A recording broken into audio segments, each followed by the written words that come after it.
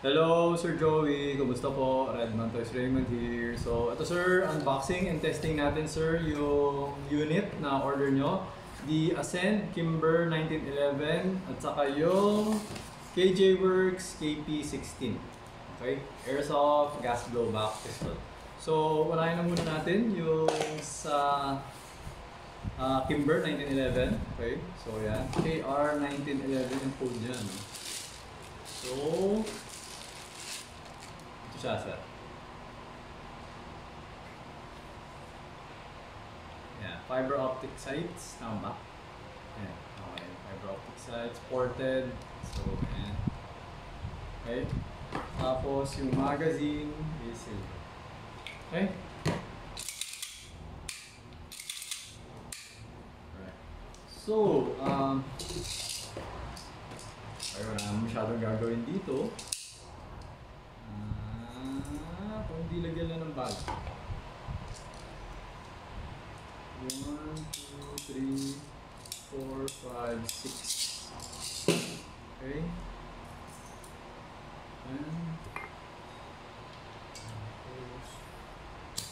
okay. And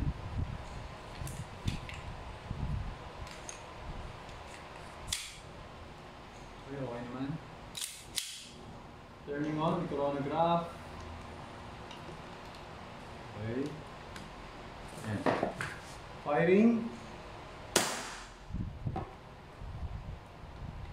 368.8, 361.5, 353.2, 341.7, 333.1, 332.4, 332.4, pang-anim na. So hindi nag-open chamber nung sa pang-anim, no? So yung pang-pito, saka siya nag-open chamber. Okay? So, yun. Okay? So, well, minsan gano'n talaga. Okay? Yung bang kulang kasi, kulang sa blowback, ganyan. Hindi na napupush. Kasi medyo bitin na rin yung gas. Pero okay naman. Overall, okay naman. So, tika. Para ma-check natin. Okay. Ganun lang talaga pag 1911. Lagyan ko ng 3 bala. Okay. Tapos, lagyan ko ng gas. Kasi medyo humina na yung blowback niya eh. Okay.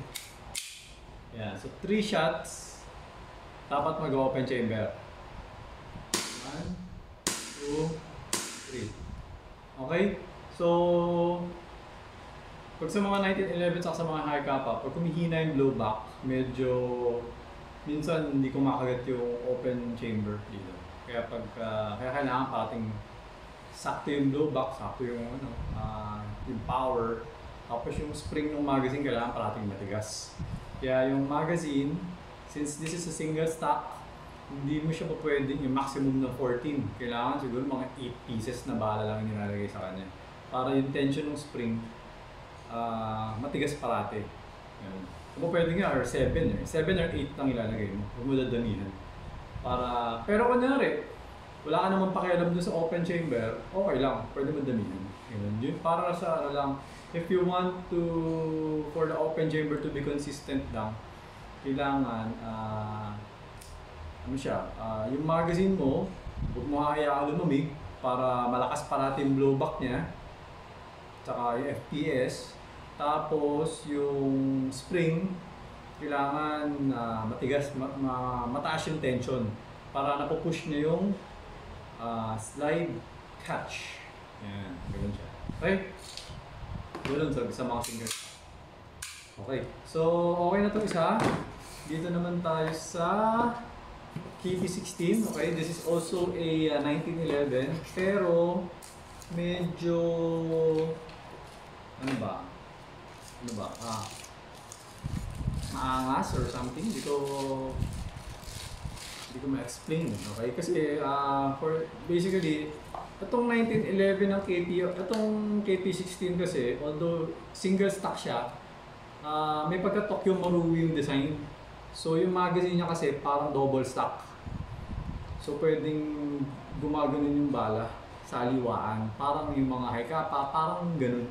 Hindi siya katulad ng WE. Yung WE kasi kanina, ay actually Ascend, di ba? Ascend yun. Pero parang ano siya eh, parang kay WE din yun. So parang ni-rebrand lang, parang ganun.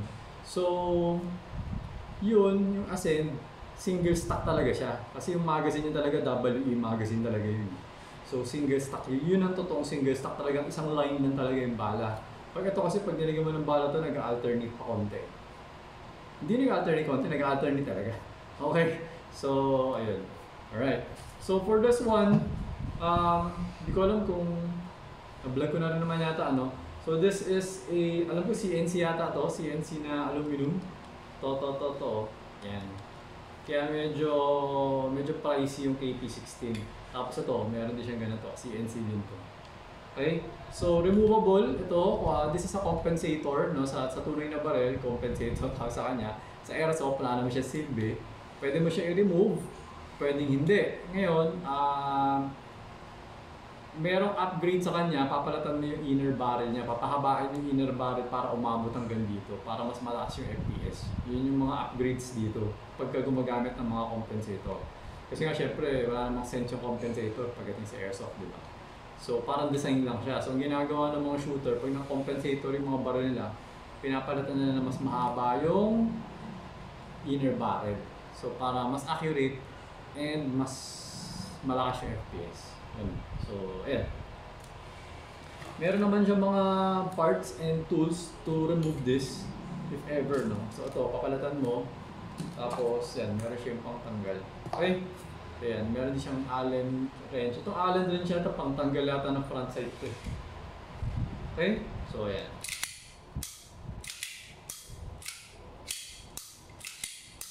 Okay, so ito, testingin na natin. Lalagyan natin ng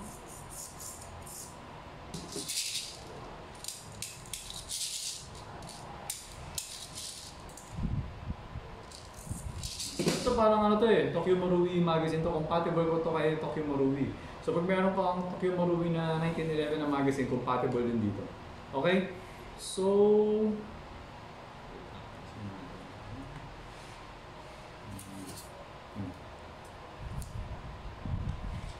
yung kay WE hindi, yung kay WE lang talaga yun. Yung Ascend lang talaga yun. Okay, so ito na, pasok natin. Buksan natin ang tono. Okay, so ayan. Alright, so always remember to keep your trigger finger out. Make sure that the muzzle is always pointed at a safe direction. Okay, so kaso na natin, ayan, yung ano, BB. Yung loading nozzle niya color red. Okay, so firing. 357, 349.4, 345.9, 343, and 337. Okay, nag-open chamber siya. Ng bala. Yung bala nilagay natin. Okay, so yan, ganyan na yung tsura niya. So ito yung outer barrel. So, sa inner barrel. Yun yung inner barrel. Ito yung inner barrel. Okay? So, kailangan ba? Okay? So, ayun, Sir Joey. Okay na itong mga unit mo. So, ipapako na siya. And then, dadaling ko na siya sa courier mamaya. Sana. Medyo umuulan kasi ngayon. So, hindi ko alam kung makakapunta ako ng courier. Malakas yung ulan. Okay? So, anyways, thank you for your order, Sir Joey. Until next transaction po, always remember to stay safe, stay great, be good, and be thankful always. God bless po, sir. Bye-bye.